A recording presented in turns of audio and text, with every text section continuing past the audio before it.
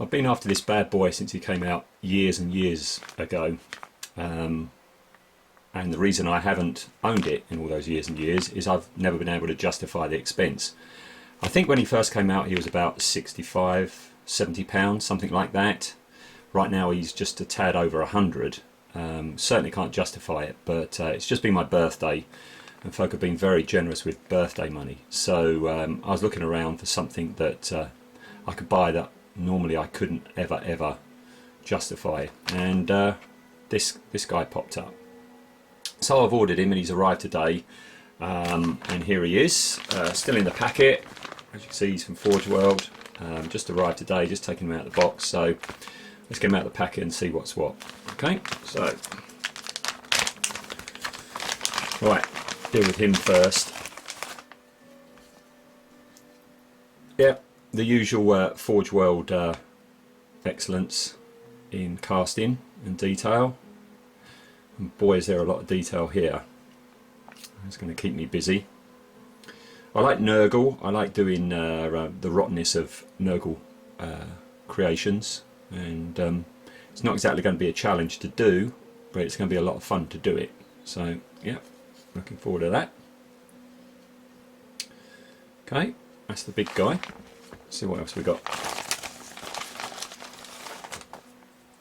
Right, that's his right hand and sword. Huge, great casting lug there. You'd think in time of recession they would cut down on stuff like that and save a bit of resin, wouldn't you? Okay, that's cool. Hardly any cleanup to do there. Hardly any flashing. Can't see any mould lines yet, so always good. There you go, there's his antlers. Right. We've got here tusks and stuff, I guess.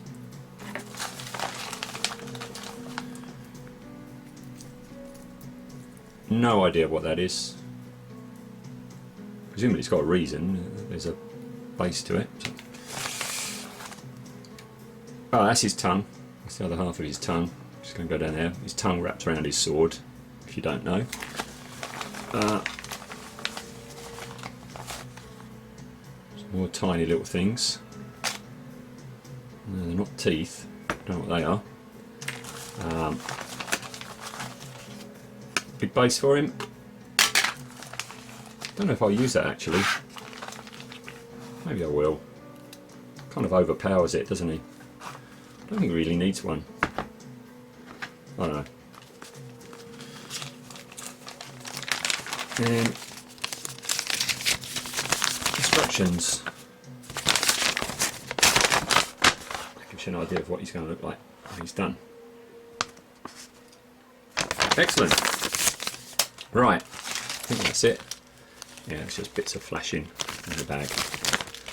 That's the fella. So he's off to have a bath in a minute. I'll be back for part 2, which will be him base coated. But what to base coat him? While he's been, while I've been waiting for him to come, I've been, looking at images on the internet. People have gone different ways with different things. Some people have gone with very, very dark skin to show up all the wounds and that, which is fair enough. Other people have gone much, much lighter, so everything tends to blend in more. My gut, feeling is to go with sort of, towards the darker, just to show up all the horrible detail. I'm undecided what to do and just what colour to do. I've been having a look at the other things that I've been making over the years that are kind of relevant to him. I got this fella, which is a lord, which is a Nurgle lord, and you can see I've done him in flesh tones, which really makes the gore, accentuates the gore somewhat. I really did him in flesh tones though, because I wanted the armour to be green. So that's why he's flesh toned. So I'm thinking maybe not for him. I could have him green. I'm thinking of green.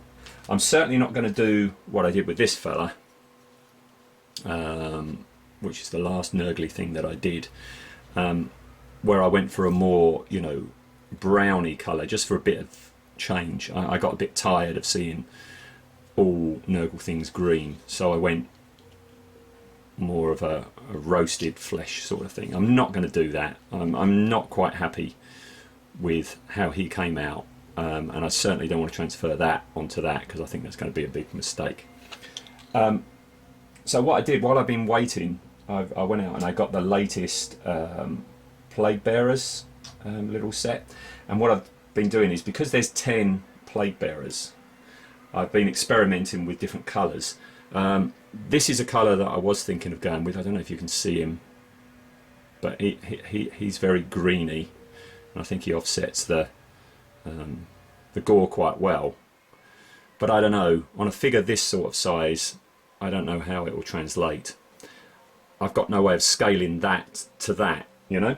So in the end, I've had a look around at my other non-25mm related things, and the fella that I've actually gone for is this guy called Baycock.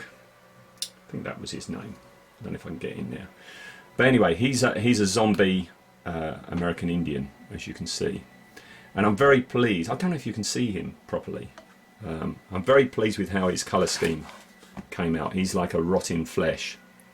Very, very muted though. Very matte colour as well. So his eye, can you make that out? So his eyeballs really, really shine.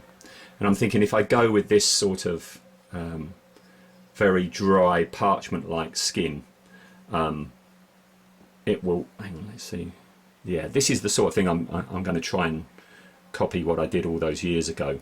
If I go with a very dry parchment, grey flesh tone, it will make the redness of the flesh areas, I think, stand out an awful lot more. So yeah, expect Baycock transferred to Nurgle. Okay, stand by for part 2.